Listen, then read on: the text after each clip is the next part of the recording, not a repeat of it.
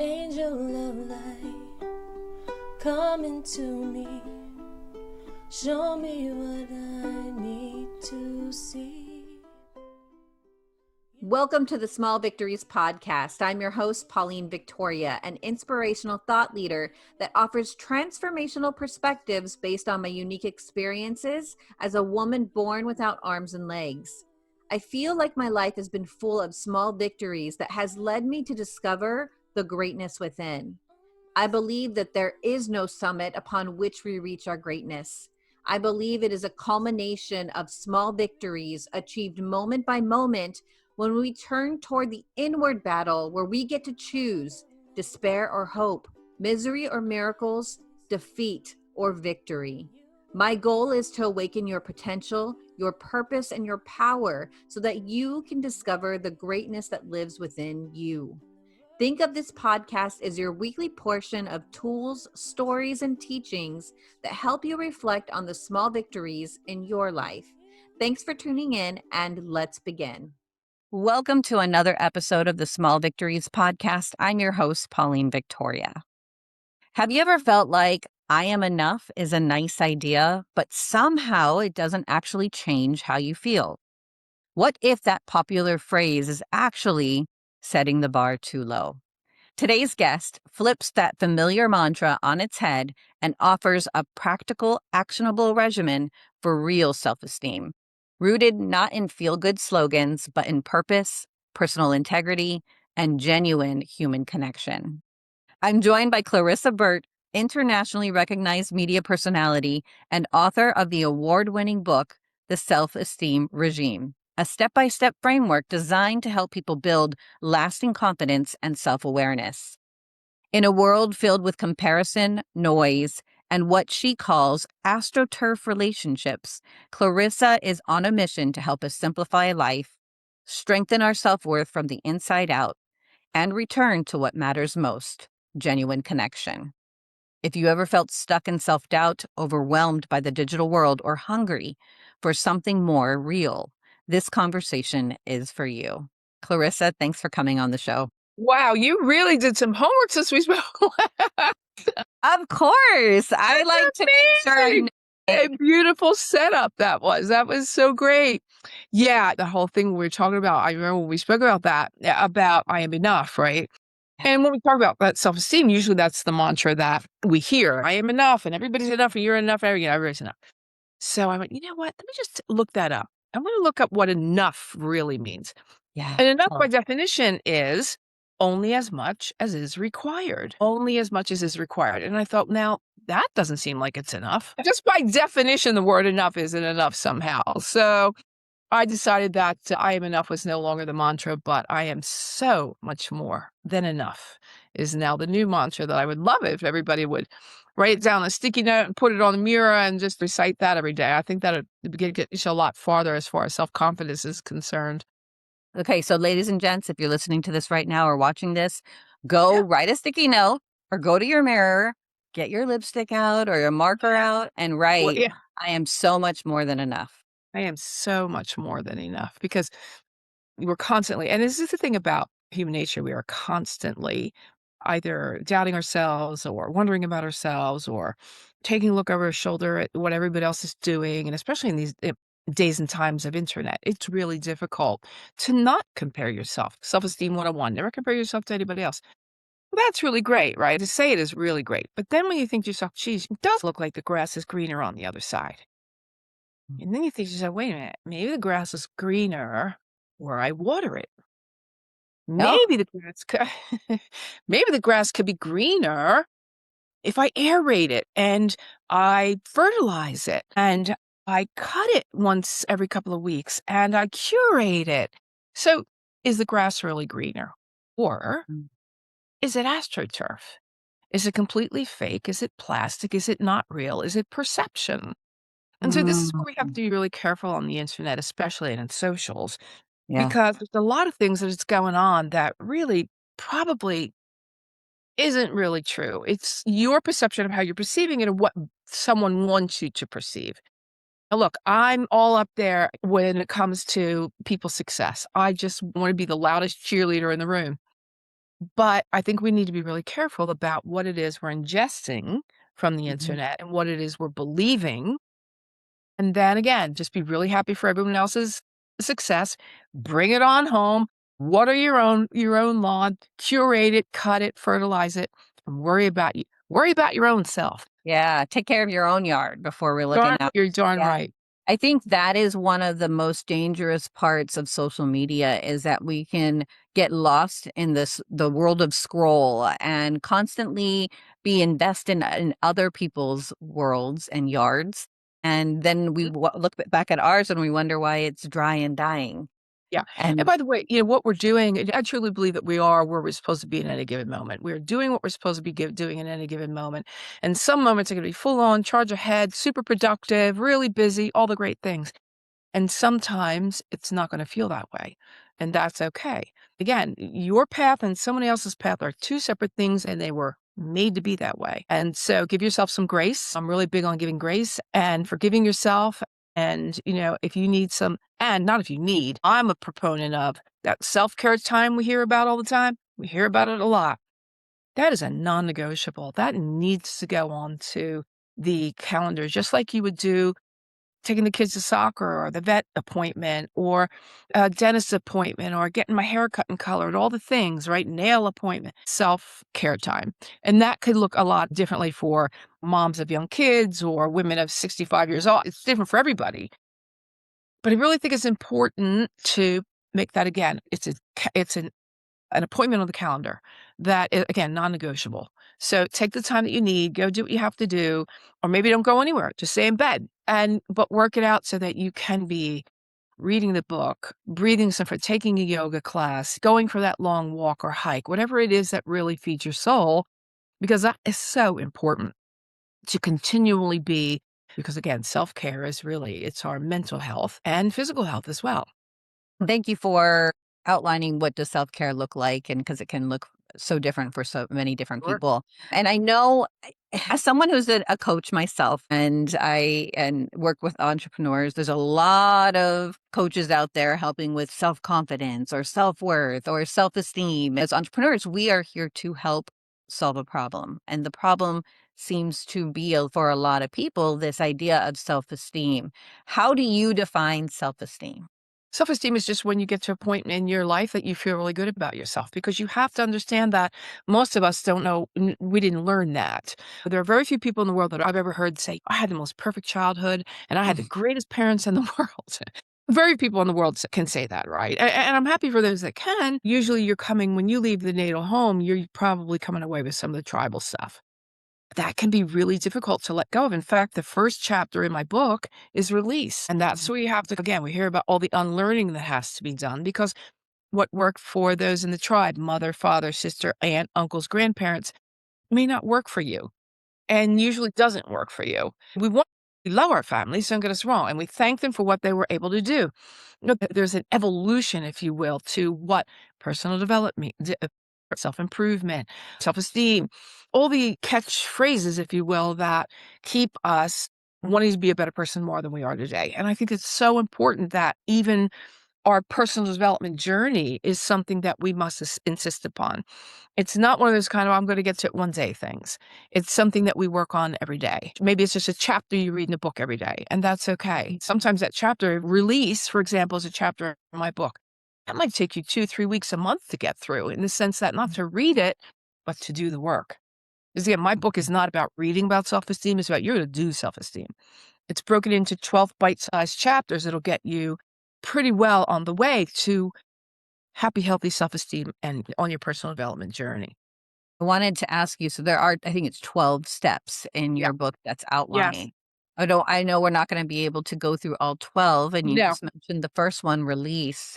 If you had to pick out 3 that you would want to highlight Yeah. in your book, and then this is just a toe dipped into the pool.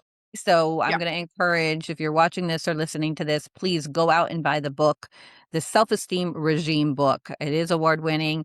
And we're going to go into Clarissa's story a little bit in a little while, Yeah. but she is not just someone who tells you how to do this. She is a product of her work as well. Yeah. Oh, yeah. So release, if that was the first one, what's one or two sentences that you could say about release, and then choose two more that you would like to highlight? One of the first things I would like to say about release is that there's no harm in it. There's no sin in it. Again, we're afraid that we're going to be hurting somebody's feelings if we move on and we don't follow the rules the way that were taught to us. And it's really hard to break away and break free of again, the natal tribe and the things that were. Remember that our parents knew what they knew because they were taught by their parents, and they knew what they knew because they were taught by their grandparents. So there's a generational thrust that comes forward, and some of it could be a generational trauma. These are the things that we have to be really careful of as we move forward. In my personal case, I grew up in a house that was pretty violent and yelling and screaming. Who yelled the loudest was the one that won the argument. And so, first of all, that's a very jarring environment to grow up in. Leaving with PSTD is probably going to happen. And then you have to unlearn all of that. And I knew pretty soon when I got out of the natal home, then I started yelling and screaming at people in the stores or in the streets or whatever, what it might occur. They looked at me like I had three heads. And I knew immediately as a 17, 18, 19-year-old, this isn't going to work. I guess I wasn't taught the way the world really works. So you undo, and then what you do, and I feel is just a really great step. When you step into this, you need a lot of courage, and that is the reparenting piece. Say, thanks, Mom and Dad, for everything you gave me. I really appreciate it. I also understand that whatever you projected onto me were your issues. So I'm going to thank you for teaching me about those and letting me know that they exist. But I'm not going to take them forward with me. I'm going to leave them here, release and leave. And so when you get to the point where you put on your big girl britches, your big boy britches, and you say, okay, stuff's just not working out in my life. I'm miserable, I'm depressed, I'm anxious, I'm not well, I want more from my life. This is where you start to say, what do I want? And then you put a plan in place. One of the plans that I like to talk about putting in place is your value system. So if I say to people, me 5 values, most people don't know how to answer the question. Most of them don't know what values are. They don't know that they should be creating a value system because that's your blueprint. That's your life's blueprint. That's what you come to the table with. Any table, the love table, love relationship, work relationship, family relationships. These are the things that you are going to live by and abide by because they're self-imposed. Because I think family is important and love is important and faith is important and wanting to be happy is important and leaving a legacy is important. There's all kinds of different things that you can choose 5, you can choose more. But creating your own value system that is moving you forward. And again, the other piece that I love to re-underline is doing, we call it the work. And people say to me, God, it's work. If you want to call it play, but just do it. And that is have the book, any book. There are plenty of them now. Again, a quick sidebar. When I was a younger girl, there was no internet, no computers. We had bookstores, and they were Walden Books, Border Books, Barnes and Noble. Now we have Barnes and Noble, where I'm very happy to say my book lives on the shelves for the last 4.5 years. But that's where I would go for my guidance, my support, my assistance, answers to questions, the reason why, like all the things that when I was thrust out into the world, and I was thrust basically immediately into New York City, you're going to learn fast there. And so I really was happy to have those books. Coming back now, I really am saying, get the book, put it on your bedside, read a chapter a night. Read it again if you need to. Read the book again if you need to. Because I guarantee that when you read this book the first time, you're going to learn a lot of stuff. And you're going to do a lot of things. If you read that again in a year's time, you're going to see in there things that you were not ready to learn at the time a year ago. You probably glissed over it. You might have read it, maybe not. Maybe you fell asleep and picked it up on the wrong page. Whatever might have happened, that's the way the universe works, right? It hands to you what you can handle in the moment. But the point being, personal development, self-esteem, self-improvement is an ongoing piece. And it really does help you also with the emotional intelligence part of who you want to be. And I knew that when I came out of the tribal home, and again, I thank my parents for everything they did, but there was more that I could learn in order to be a better person tomorrow than I am today. I use that a lot because that's one of my personal mantras. I didn't make it up. It's just one of my personal mantras. And I think it's just really important to continually do the work to continually want to be a better person. And yeah, so I'll let you have, I could talk all day and not let you. Yeah. And that's what we're here for. We're here. I get so passionate about this, but No, and I love it. And it is very apparent that you are passionate about helping people with this particular area of personal development, because personal development is a very broad term. yes. Yeah. But I do feel like at the core of personal development, it is personal and it has to start out with self and Yeah. self-esteem, self-worth, Yeah. self-belief. All of that is the first step in this whole process of personal development. And I do appreciate your passion. And I want to ask you why. Because if you go back, and I'm going to encourage everybody, go to clarissaburt.com. I believe that's your website. And you'll see that she has so many different achievements throughout her life, achievements that most of us in this world could only dream of having. You met with the Pope, you've spoken at different international parliaments, and it's crazy. I can't list them all, but someone who's achieved that much, they're like, oh yeah, I've achieved this.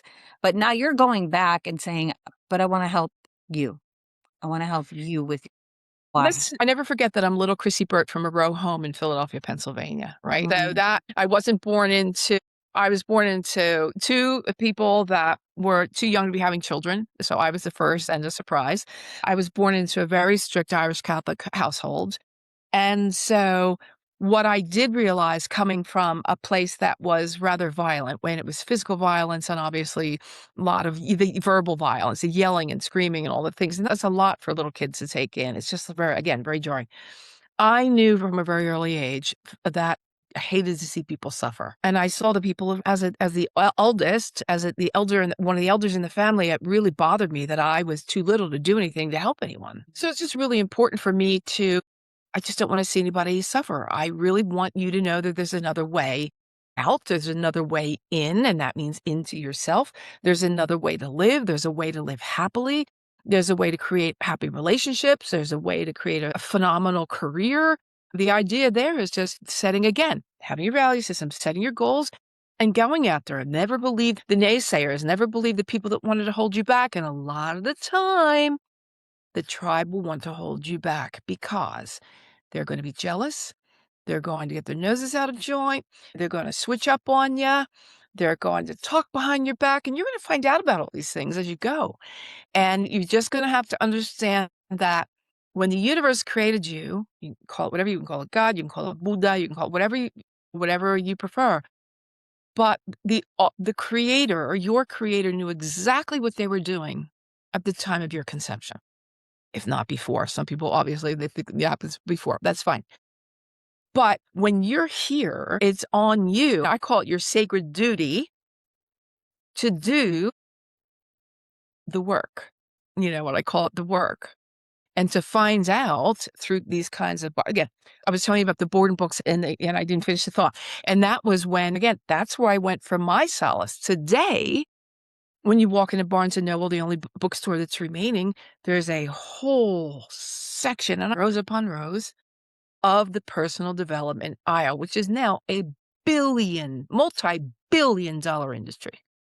So whereas when I was a child, there wasn't too much being talked about self-esteem. Personal development didn't even exist as a coined phrase. So this is the idea that you want to be able to continue in your growth and make it a priority. It's not something you'll get to someday. And that, I hope, is the answer to your question. I just couldn't see people suffer. So when people suffer from lack of self-esteem, lack of personal growth, what does that look like? It just looks like all the things that are negative. And that means it could be drug abuse. It could be cutting. It could be self-harm. It could be ideation of, I say suicide because I'm a little older. Some of the younger generations say unaliving. It could be apologizing for everything, apologizing for existence, apologizing for being all that like negative, shrinking energy that, that's not what we're about. In fact, I talk about the vibrational chart that I highly recommend that everybody goes to I think it's called the energetic vibrational chart. And go and get that downloaded and get that right next to the other sticky note I told you. And take a look at that and see where you are energetically at any moment. And so it starts with, I think, guilt and shame, and it ends with illumination. And there's all these different things in between as far as where we are energetically. on any given day, at any given moment. So I think I refer to that at times. I go, where am I today? How am I really feeling today? And if I'm feeling like, probably waning a little bit, probably I'm not having the greatest day, boop, I go and I do something that's going to pull me out of that. And I remember that I want to be feeling again, I want to be at a higher vibration. And I just do the work. I'll read some of somebody else's work, or I'll go on and and watch a movie that I know is going to lift me up, or call a friend that I know I can rant with and feel better at the end of those 5 minutes. Whatever it is, it's just going to help you feel better. One of the things that I have in the book is also the mirror therapy. And I found out about mirror therapy through Louise Hayes and her works, and then Jack Canfield used it in some of his works. Jack Canfield, Chicken Soup for the Soul, the Jack Canfield and Mark Victor Hansen. And so I figured these two titans of the personal development industry could use that work, and maybe I would adopt it and borrow it as well. And that's where you go and you talk to yourself in the mirror, and people go, "What? That's weird." Yeah, it is. You're right. It's very strange, and it feels really weird. And it's one of those kind of things where you look at yourself in the mirror and you talk to yourself in the mirror, and you tell yourself the things that you know you need to hear and you want to hear, because nobody else is going to tell you. Look, this is called self-esteem, by the way. This isn't what everybody else thinks about me esteem.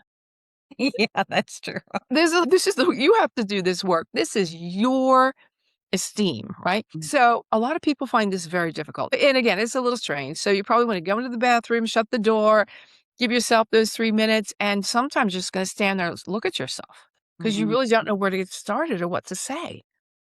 Yeah. And I had an intern once, and I had her do this. She was creating a thesis to graduate college. And I said, go and do this as a part of your, she couldn't do it. She got made up, and she did a video of it. So she got made up, got dressed, stood in front of the mirror, the push record, and the words just didn't come out.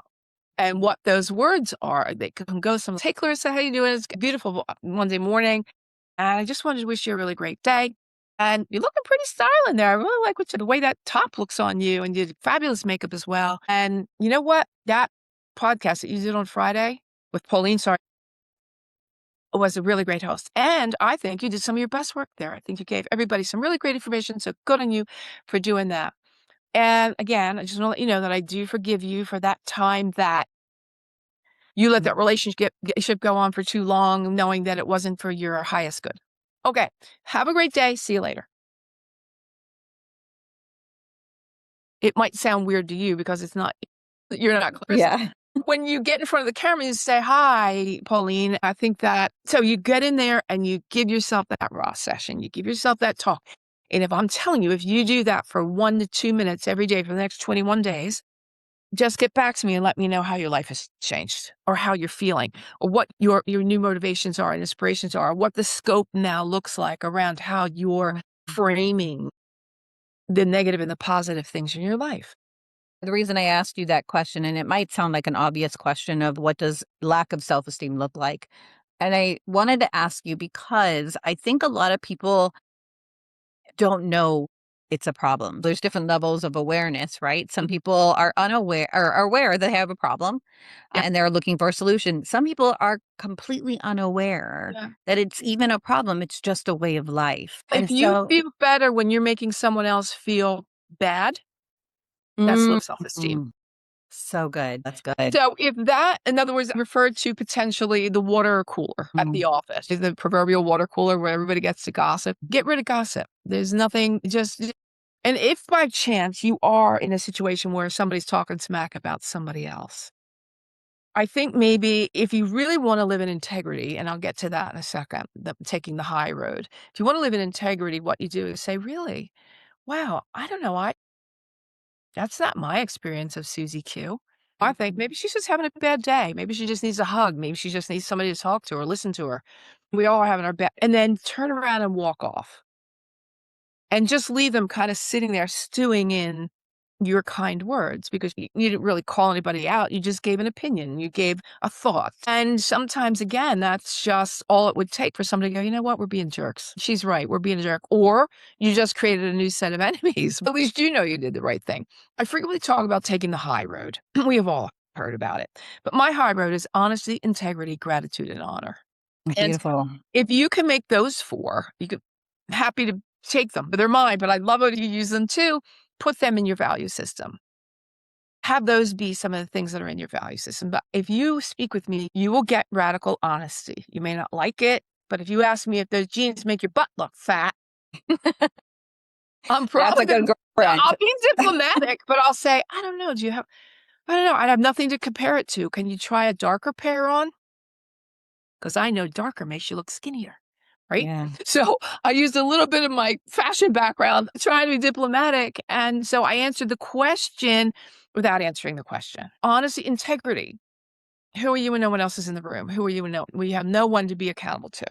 Like, who are you and how do you act? And do you try to get away with something? Do you steal something? Do you swipe something? What do you do? Who are you? Gratitude, we all know what that is. If you can't drop and give me 10 right now of what you feel gratitude for, we got some work to do because we're all so blessed.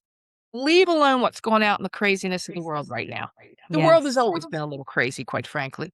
But come back home, come back in, come back to your lawn that you just watered, come back into your home where you've got a nice pot of stew on. I don't eat meat, but whatever you have cooking on come back home, come back in. A little bit of the chill music, and then I diffuse essential oils and all the things that just bring that peace back home. And that's what I would say. That isn't then honor people think mostly as a military term, and it's not. It's when we talk about, especially honoring your parents, we hear about honor your parents. And so I had pretty yucky parents. I didn't have the greatest parents in the world. They did what they could do. Great. They did what they knew how. They did the best they knew how to do. And again, you honor them because you have to remember that they only projected onto you what they knew. They only projected onto you what they knew. And one of my parents knew violence. The other one knew put my head in the sand. The other one knew yell and scream. Like there was a whole kind of thing going on there. There was a lot of Dr. Jekyll and Mr. Hyde going on. It was like, well, now they're screaming, now they're hugging, now they're screaming, now they're hugging. It was like, so it was very difficult as a child to ascertain what is love. What does love look like? Does it look like that? So again, unlearning, reparenting, right? Becoming the person that you want to be. So yeah, taking the high road is a really, really big piece. And then it's the extra mile. We hear about the extra mile. And then I promise I'll shut up and let you talk. So here's the thing about the extra mile is just this. You hear about going the extra mile. So we're going to go the extra mile. We've gone so far and we've done so much and we're exhausted. But we just have to go that extra mile. And you turn around and go, come on, everybody. Everybody? Come on. Wait, it's the extra mile. It's the extra mile. Oh, no. It looks like I'm going to have to do that extra mile by myself. Okay, but wait. It's dark and it's rainy and it's windy and it's cold and I don't have my boots on and I forgot my heavy jacket at home. And oh, is that a wolf I hear in the distance? And oh my gosh, maybe I could go. Oh, it's raining. I don't have an umbrella. Oh man. But there's a little teeny light all the way at the end, way down there at the end of that path. And you know that every step you take toward it, that light gets bigger and brighter and bolder and more beautiful each step you take. Are you going to stand there and wait for better days? Are you wait for people to catch up? Are you going to wait for the sun to come out? It could be raining for weeks, especially if you live in the UK or in Seattle. No, this is your time to shine. It's your time to prove to yourself. It's your time to pull out all the stops. It's your time to prove yourself to yourself. Self-confidence. So confidence. I lived in Italy for 30 years, so I speak Italian. Confidence, confidere, it's Italian, but it also comes from Latin. So self-confidence, confidere. Fidere means trust. Yeah. Fidere is trust. That's what I'm trying to get to. Sorry. So it means trust in self. What is self-confidence? It's trust in self.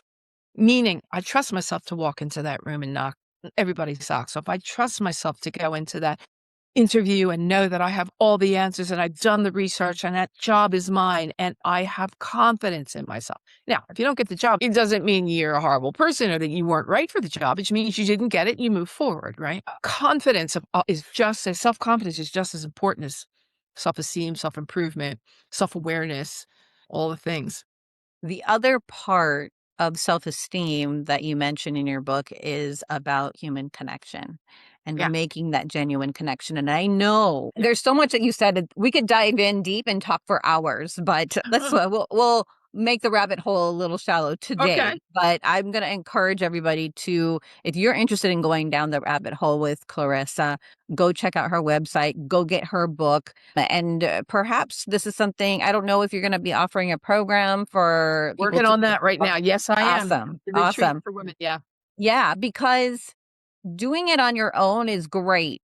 But when you have other people in a community that you're Oh, yeah. working with to reflect back you to Yeah. you, it Powerful. Yeah, magnifies it is. the Yeah. impact 100 times. So Yeah. I'm going to say that.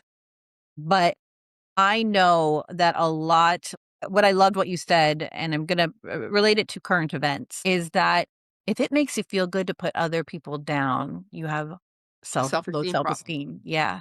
And you see this on social media all the time. People Yes. are, especially with politics, they're using identity politics. And if you support X, then you are a bad person. If Right. you don't think the way I think, then you're a bad person. That's And narcissism. okay, so we must have a lot of narcissists out there, but narcissism comes from trauma, which creates Yeah. insecurity and a lack of self-esteem and self-worth, which is all what narcissism is created from. And so it's easy to get caught up in the social media world and comparing yourself and wanting to make yourself right or feeling bad because someone made Yeah. you feel wrong. And so it feels like in this digital world, it's really hard to make genuine connection. What is Yeah. something that you would advise people to maybe take a step in to help create that genuine connection or help recognize when it's an appropriate time to make that genuine connection? Yeah. Get off your devices and get out of the house. Okay. Get off your devices and get out of the house. And it's something that I've done recently, and I'm really thrilled that I have. Because again, and post-COVID, there was a moment in time where for about 3 years, for many different reasons, my mother's car accident, I had COVID twice and was to the hospital a couple times. Like all the things that I had to work out for myself. My book had just dropped. There were many different reasons why I had to cloister in. But I've got a beautiful library up in town. And so I'm started to do classes up there. So I also have a book about eating gluten-free. Basically, when you say go to my website, you'll see it's basically living a toxic-free life. And when I say living a toxic-free life, I mean it's your head, your heart, your body, and your soul. And so just getting all the toxins out of relationships, getting your toxins out of your body, getting the toxins. And so I taught a non-toxic cosmetics and skincare class up there 3 weeks ago. Went really well. And then I have a cookbook for eating gluten-free. I have to eat gluten-free, and I lived in Italy for 30 years, so I created the Italian gluten-free gastronomy cookbook. So for 6 weeks, Nice. I taught everybody how to cook gluten-free. Now they want me to do gluten-free pasta and gluten-free bread. So I'm learning now the best gluten-free pasta to use while I'm making. I made some pasta yesterday as well. So just getting all of the toxicity out. We've got so much coming at us.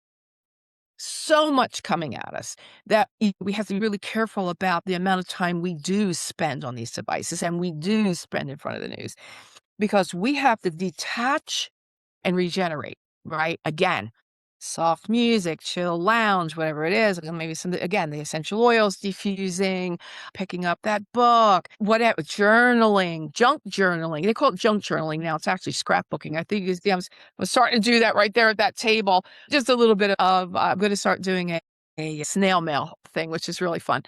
But so yeah, just all the things of that's another great connection. And let me get to that a second. There's this whole thing on TikTok right now about snail mail. And basically what's happening is people are sending, it's like a pen pal, but not really.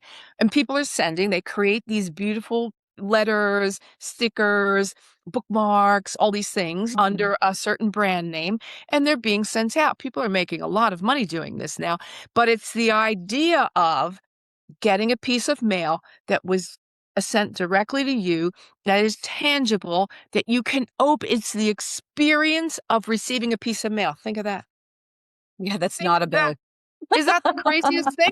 I remember when a stamp was 3 cents, for God's sake. So you can imagine how it's all come full circle. I used to love getting birthday cards, Christmas cards, Valentine's Day cards, Easter cards, and I used to get them all from my grandparents and my parents. Think about it, about how people are thirsty and hungry for connection in that way. There are pen pal places all over the place. If you wanted to send to children's hospitals or to senior citizens' homes or whatever, that's a beautiful way to spend your time. Just writing to somebody, maybe 5 or 10 somebodies, sending out a letter and or a card and just say, "Hey, thinking of you," or "How's your day going?" and answering them when they write you back, even if you've Beautiful. never met them in person. In today's day and age, Pauline, there's no reason in the world we can't find connection. We just, of course, there's a lot of places we can research online, but then we need to get out. So if you're going to use the online world, maybe use it to find out local groups, local Yes. events that are happening in your area, and start getting dialed in to your community. I think Yeah. in-person community is extremely important. And I Yeah. love doing this. I love the Yeah. podcast Yeah. because it allows me the opportunity to connect with amazing humans anywhere in the world, and it's so great. But like we can't, unfortunately, right now, Clarissa, we can't just go and let's go get some lunch after this. Yeah, of course. Yeah, or come over and cook me one of your gluten-free Italian Yeah, meals I could 'cause see. that sounds Well, you're in yummy. Hawaii, aren't you in Hawaii? I am. Yeah, that would be a little far to go. Yes, yes. If you're listening or watching this, please go out and start being brave. And I know that's what it is. And self-esteem fits into this, right? Yep, Because absolutely. I always say courage precedes self-esteem. Courage precedes self-esteem or confidence. And Number Yep. yeah, courage, right? Yeah. And yes, will it take courage to go into a group that you don't know nobody and they don't know you, to Right. make that awkward first hello? Yeah. Or but if you have trust in yourself, which is what self-confidence means, as we're told by Clarissa, Right. if you have trust in yourself, you are capable of handling the awkward moments, of going into an area where you know nobody and you're Yeah. trusting yourself to be able to handle whatever comes your way. And trusting yourself doesn't mean that you know how it's going to go. It just means you know that you have the capabilities of handling whatever situation Yeah. happens. You get to the That, point where you're just like, "Hold my beer. I'm going into a room full of people I don't know. I'll be right." yeah. Yeah. Some It's liquid like courage. once you do it once or twice, it's like riding that bicycle. It's, "Oh, this is fun. I wanna go do that again." Yeah. One thing that I actually saw this on a YouTube short last night, and he said the best way to network with somebody is not to ask them a favor, not to ask for a favor from them, but to ask them for something like, "Oh, do you have a pen?" Or and then it just Yeah. they But because it people flows from want there. to feel like they're useful or, "Yeah, I can help this person out." And or I like to compliment someone like, "Oh, I really love that necklace you're Yeah. wearing."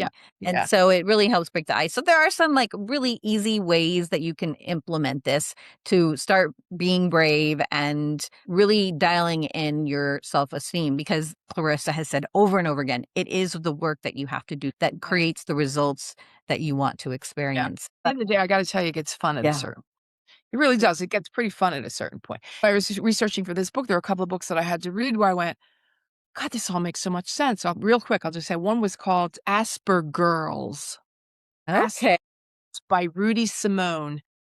And I went down that I found her on YouTube, and I bought her book and I read it. And I'm telling you, she has a list of things that'll give you an idea.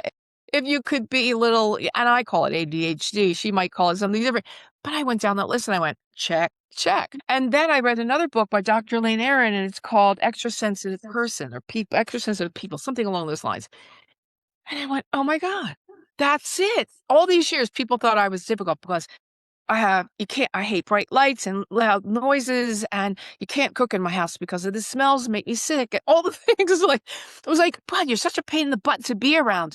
And when I read the book, by the way, it's a social dis-ease, dis-ease, and about 30% of the world's population has this in some way, shape, or form. I'm gonna tell you, just by doing that research and taking a deeper dive into the book I was about to write, didn't it give me so much I was able to give myself so much grace. I was able to say, it's the way I am. It's not the way I became. It's the way I'm wired. And it's okay. And now I understand why. Because I just thought people thought I was being a diva or something. I am a little diva, but Nothing wrong with that either. no, it was just I was wired that way. And I went, you know what?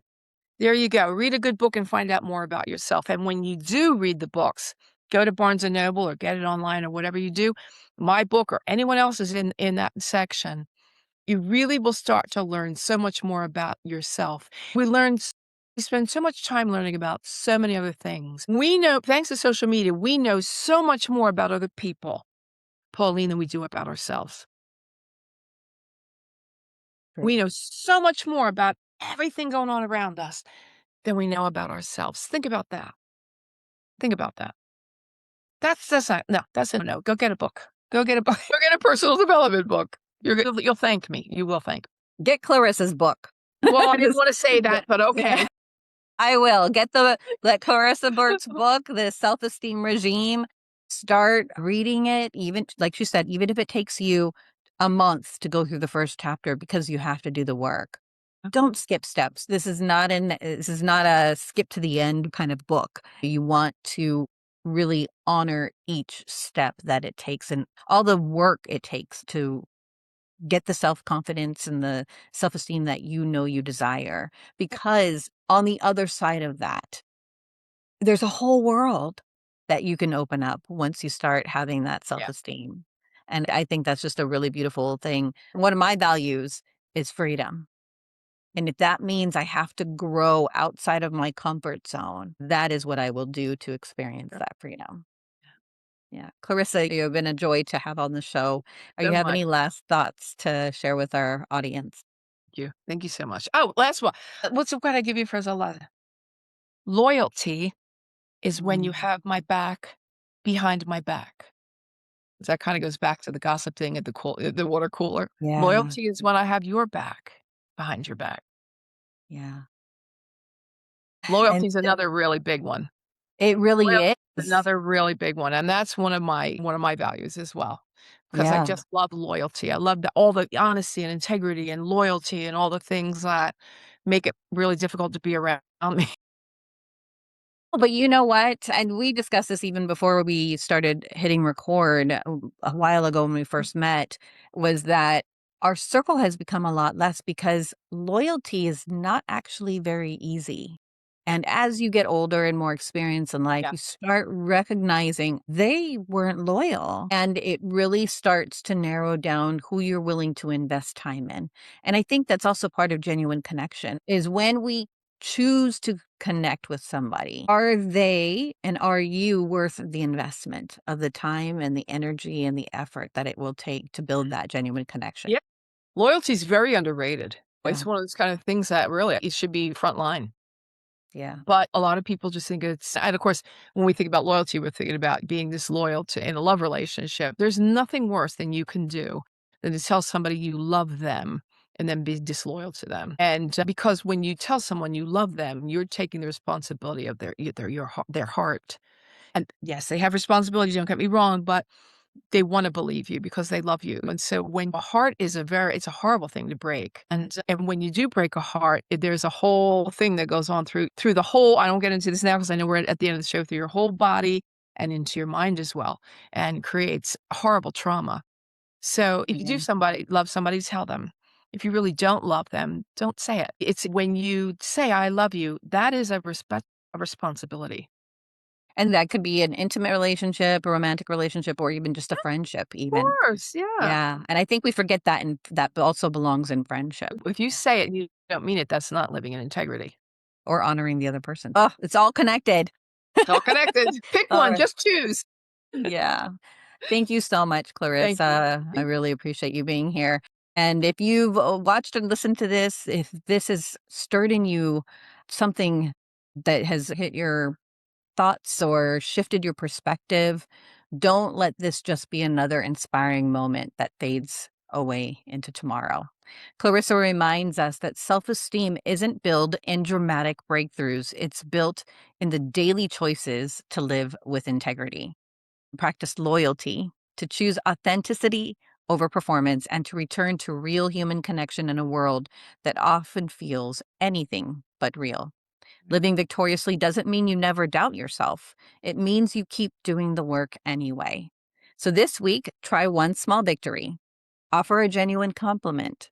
Release one comparison that's been weighing on you. Or take one brave step toward the person you know you're becoming. Because victory isn't a moment, it's a way of living.